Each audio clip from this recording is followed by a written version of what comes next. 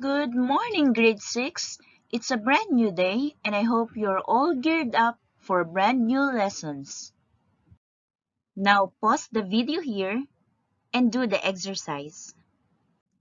Were you able to do it? Did you say it fast correctly? That's good.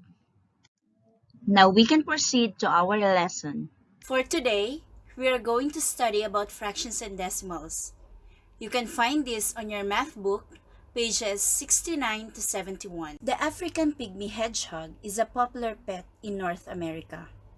The average African pygmy hedgehog weighs between 0.5 pound and 1.25 pounds. How can these weights be written as fractions or mixed numbers?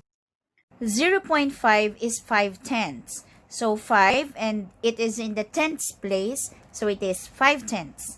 And then 0.5, since it is 5/10, then the fraction is 5/10. So you read it the same way, 5/10.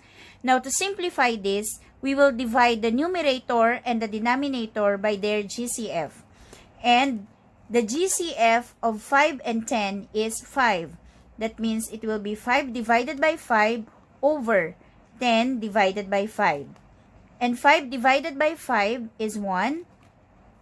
10 divided by 5 is 2. That means 0.5 or 5/10 is equal to 1/2. Then 1.25 is 1 and 25 hundredths.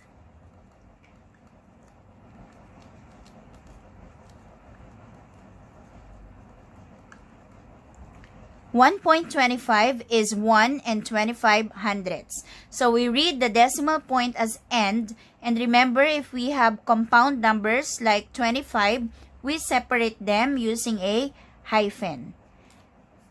So 1 and 25 hundredths written as a fraction will be 1 and 25 over 100. We will get the GCF of 25 and 100, so we can simplify it. So it will be 1, do not forget your whole number, 25 over 100, both of them will be divided by their GCF. And the GCF of 25 and 100 is 25. So that will be 1 and 25 divided by 25 is 1 over 100 divided by 25 is 4. That means 1.25 or 1 and 25 hundredths is equal to 1 and 1/4. Now let us change the fraction 6 and 3/8 to decimal. We have 6 and 3/8. 3/8 as a fraction. So to change the fraction to decimal, we need to divide the numerator by the denominator. That will be 3 divided by 8. 3 divided by 8 is 0 because 3 is smaller than 8. So how can we divide? We need to put 0.0. When we put 0.0 here, that doesn't change the value of 3 because 3.0 is still 3. So you can align your decimal point now so you will not forget it later. Now we have 30 divided by 8, that is 3. 3 times 8 is 24. And then subtract. 30 minus 24, or if we start here, it will be 0 minus 4. That cannot be, so we will borrow from 3. 3 will be 2, and this will be 10. 10 minus 4 is 6, and 2 minus 2 is 0. Now, we cannot have a remainder because we have here a decimal. So, if it happens, just keep on adding 0. So, we can bring this 0 down, making it 60. 60 divided by 8 is 7. 7 times 8 is 56. And when we subtract, we will have 4. Now, Again, this cannot be a remainder because we have a decimal. So what should we do now? Very good. We will add another 0 and bring it down. So 40 divided by 8, that is 5. And 5 times 8 is 40. Subtract, and that is now 0.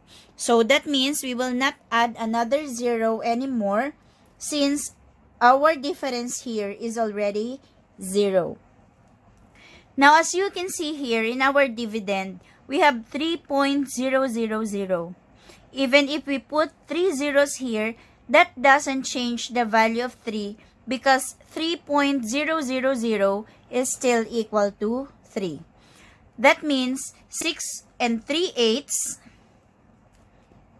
as a decimal will be 6. Do not forget your whole number. 0.375. How do we get it? We just add 6 to our quotient here. Math class, let's learn, let's play. Math class, be the best every day. Sunday to Wednesday, it's fun in math class. I hope you had fun in our math class. See you again.